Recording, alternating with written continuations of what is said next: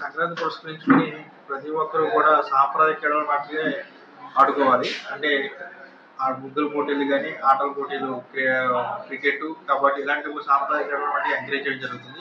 నిజమే ఏవైనా కోడి పందాలు గానీ, ప్యాకెట్ గానీ ఇవన్నీ కూడా హైకోర్టు పూర్తిగా నిషేధించబడింది. ఈ సంక్రాంతి పురస్కరించి ఎవరు కూడా వాటి జోలికి ఎవరు వెళ్ళొద్దు. వాటిపైన పూర్తిగా మేము నిఘా ఉంచడం జరుగుతుంది. ప్రతి ఒక్క చోట కూడా పోలీసు అన్నవాళ్ళు వాటిని ఆపడం జరుగుతుంది. ఈ వేరే ఊరి నుంచి వచ్చిన వాళ్ళు కూడా బయట నుంచి వచ్చిన వాళ్ళు కూడా ఇక్కడ అతివేగంగా డ్రింక్ చేస్తూ ప్రయాణించడం కానీ, అతివేగంగా ప్రయాణించడం కానీ, వేగంగా నడిపి వేరే వాళ్ళ కుటుంబాల విషాదాన్ని నింపవద్దు.